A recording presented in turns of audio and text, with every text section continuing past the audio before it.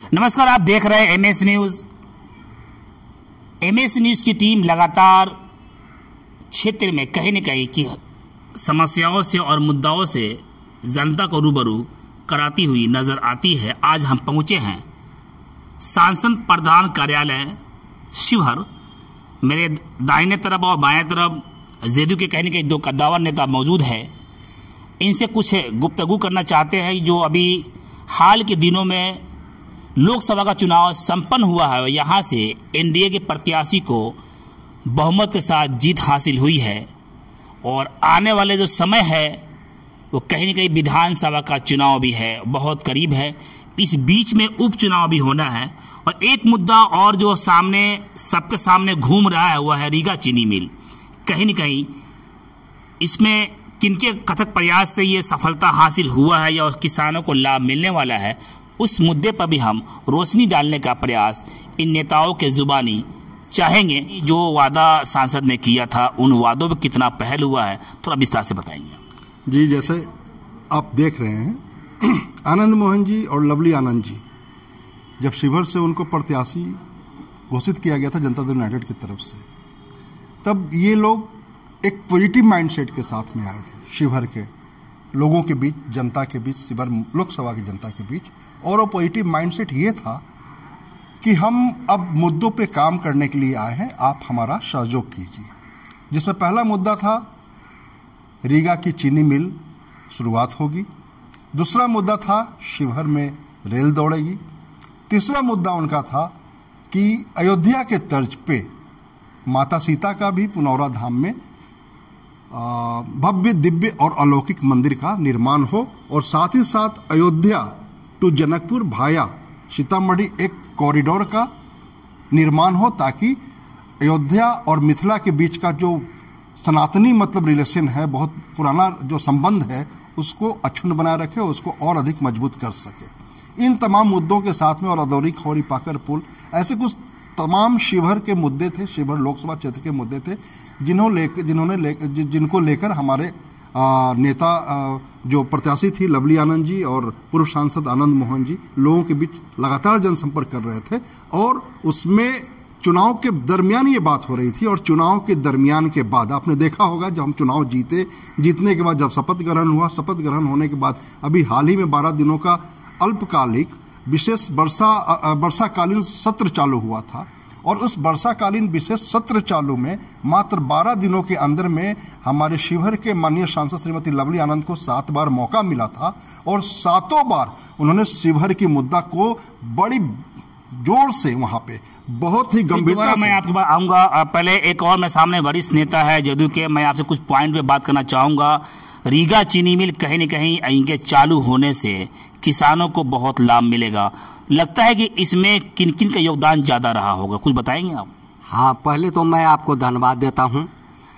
चीनी मिल का मुद्दा चुनावी अवधि में सांसद लवली आनंद जी ने बनाया था और ये जो जीतने के बाद आपको 5-7 जो प्रमुख मांगे था जिसको लोकसभा में इन्होंने उठाने का काम किया।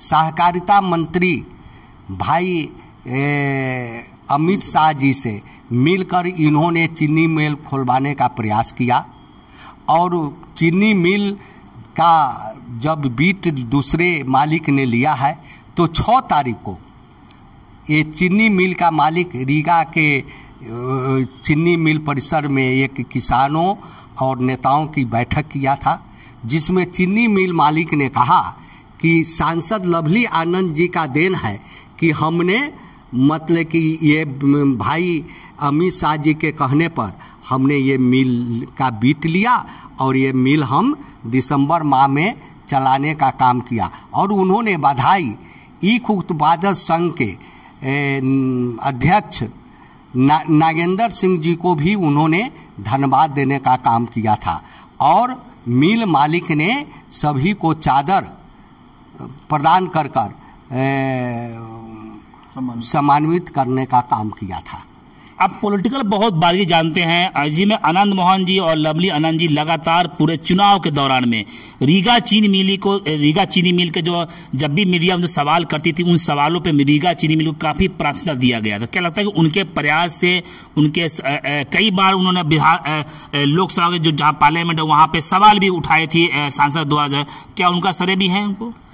ये लवली आनंद जी और पूर्व सांसद आनंद मोहन जी का ही देन है कि 10,000 से ऊपर किसान परिवार को आज राहत मिलने जा रहा है और दिसंबर से ये चीनी मिल चालू होगा। विस्तार से आप पे आते हैं, आपसे थोड़ा बात चुनावी हम करते हैं कि चुनाव के मामले में काफी आप बारीकी जानते हैं।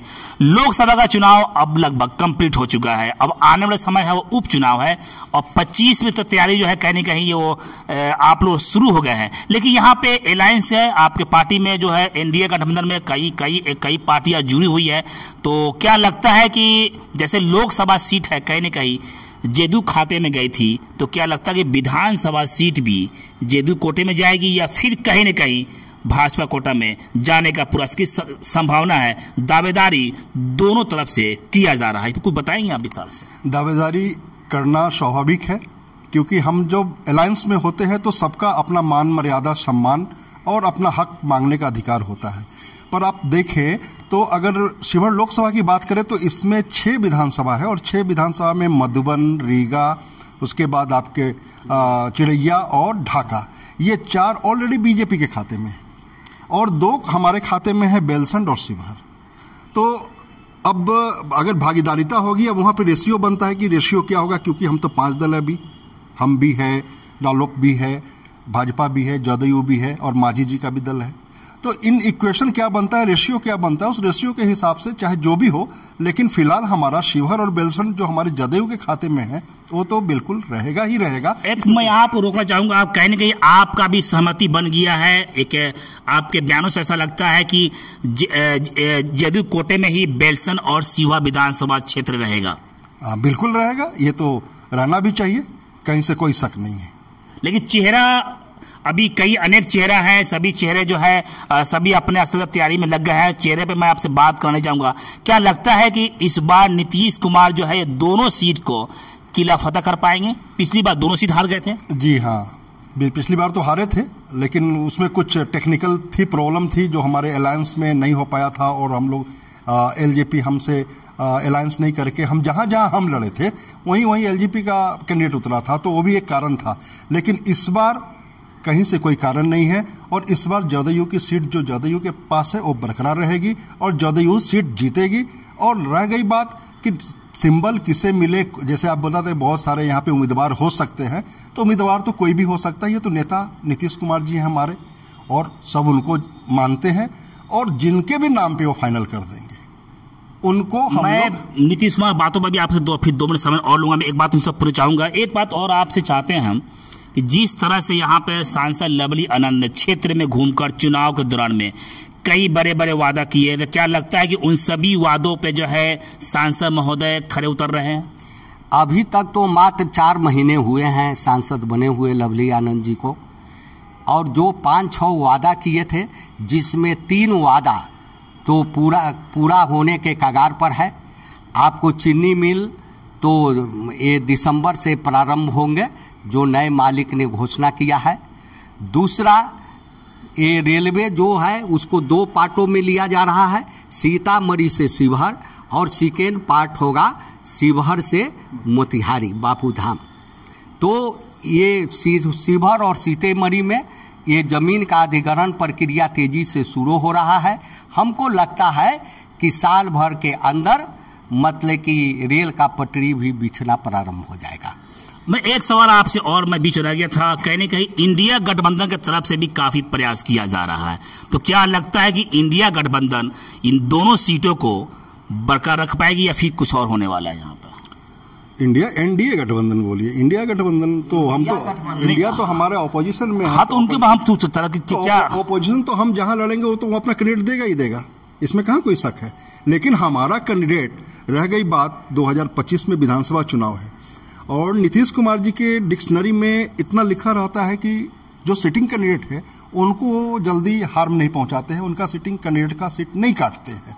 अब रह गई बात शिवहर की बात, अगर आप पूछेंगे, जैसे कह रहे थे कि बहुत सारे यहाँ प्रबल उम्मीदवार है, तो अभी हमारा विधायक है।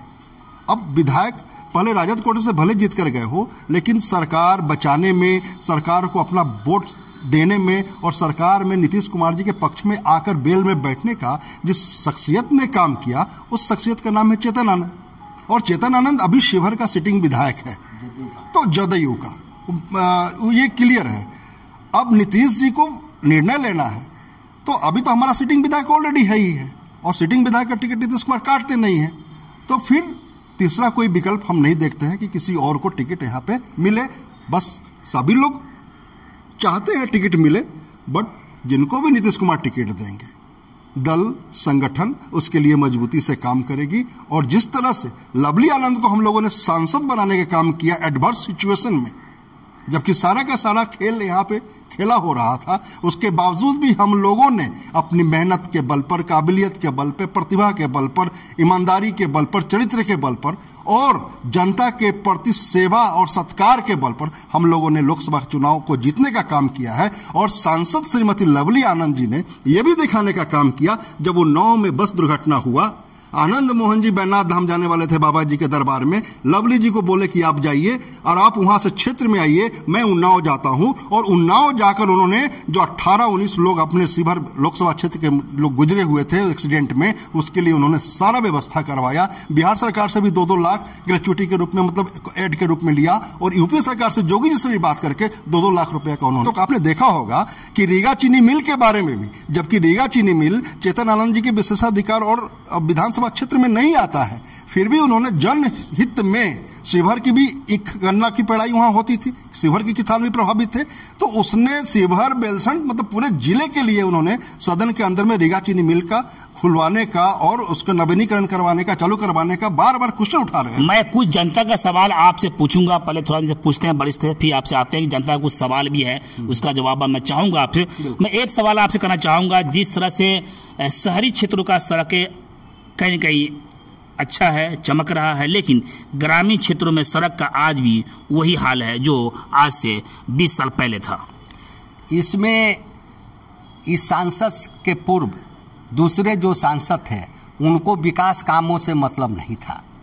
आज दूसरे जिले में चले जाइए तो गांव गमई का सड़क भी चमक रहा है। ये वस्तुतः आपका कहना सही है कि गांव गमई में चलने लायक रोड नहीं है। इसके लिए अभी वर्तमान जो सांसद है वह दिन रात कार्यरत है कि कामों की गुणवत्ता अच्छी हो।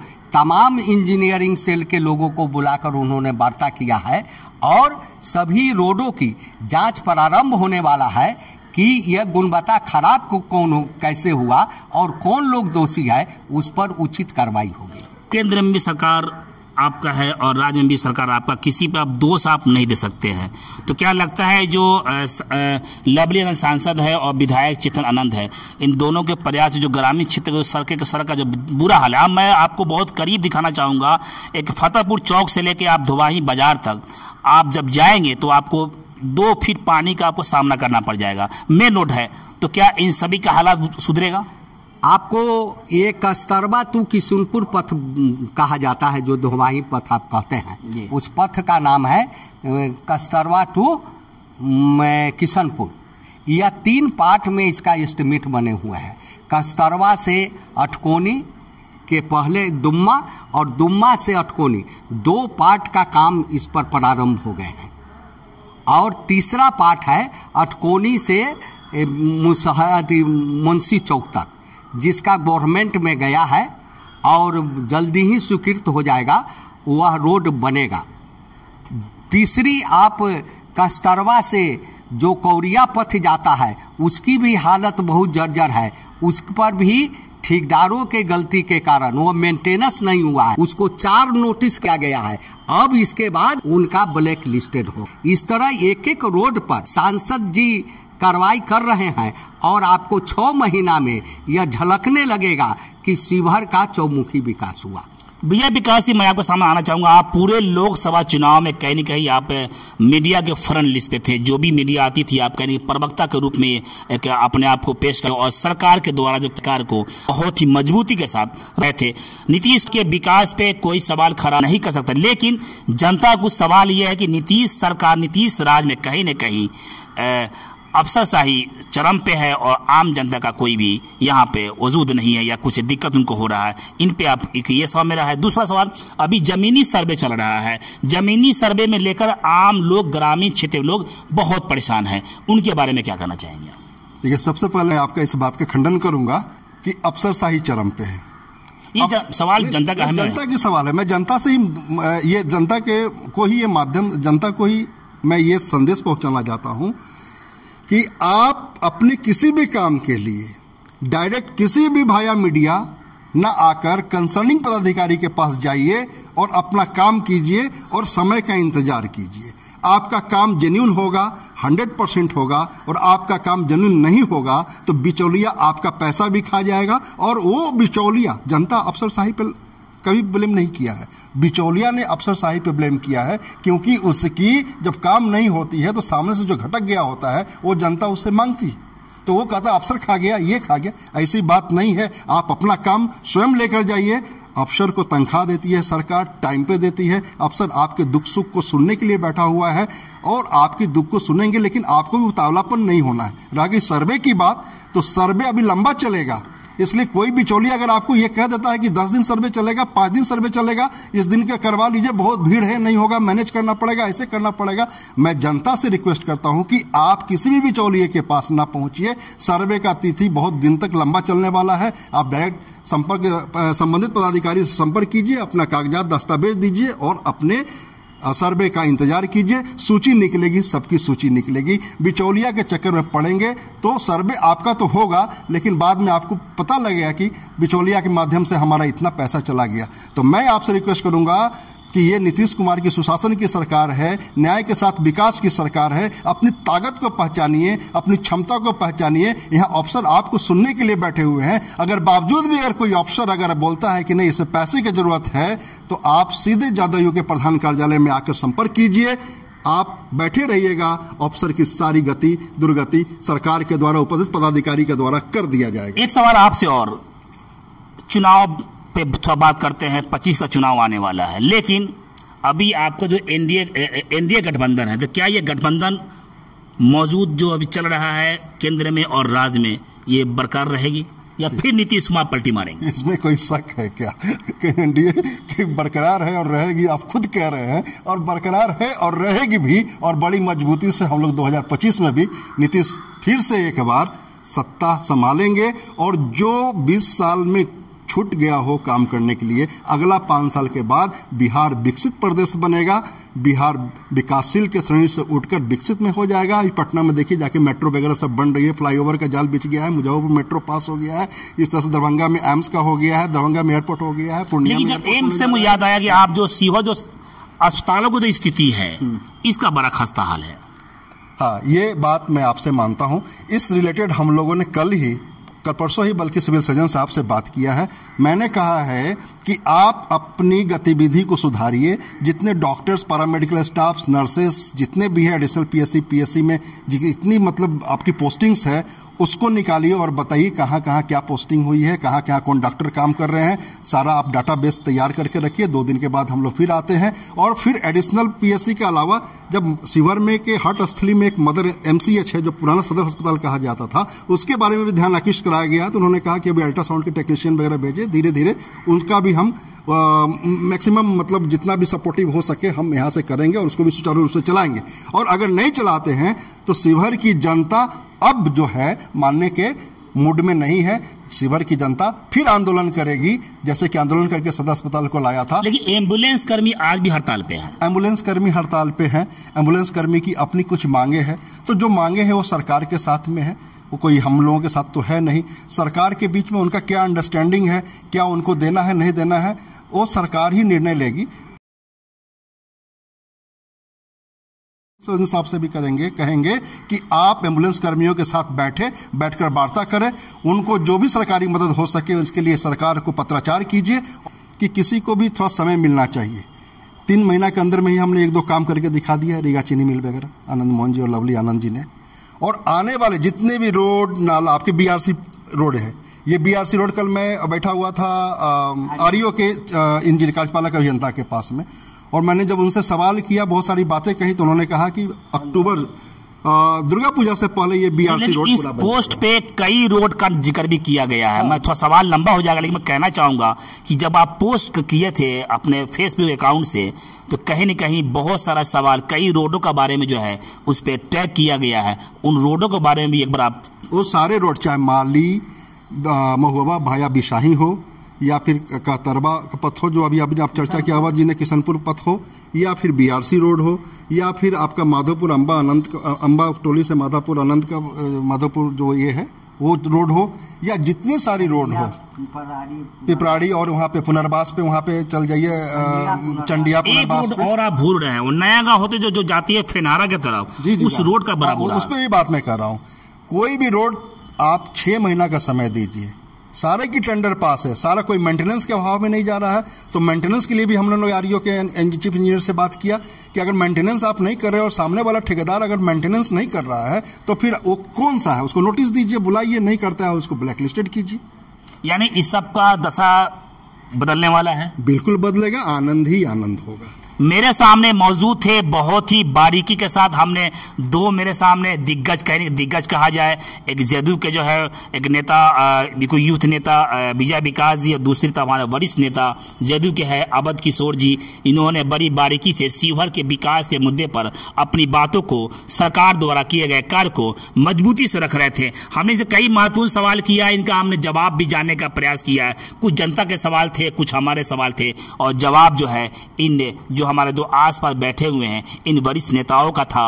और इन्होंने एक बात बड़ा स्पष्ट कर दिया कि नीतीश राज में कहीं न कहीं सबके साथ इंसाफ और बराबरी का मामला किया जा रहा है, जनता थोड़ा धैर्य रखे। इन्होंने एक और बात लास्ट में कहा है कि अभी 3 महीने हुए हैं, आने वाले बचे हुए साल में भी कहीं न कहीं सांसद महोदय का जलवा शिवहर में जरूर देखने को मिलेगा। बस इतना ही। छोटी बड़ी खबरों के लिए आप MH न्यूज चैनल को सब्सक्राइब करें, लाइक करें, शेयर करें। अगर आप इस न्यूज को फेसबुक के माध्यम से देखना चाहते हैं तो आप हमारे पेज को लाइक जरूर करें, और अच्छा लगे तो हमें कमेंट का सुझाव जरूर दें। हम आपके सुझाव का भी स्वागत करेंगे। धन्यवाद।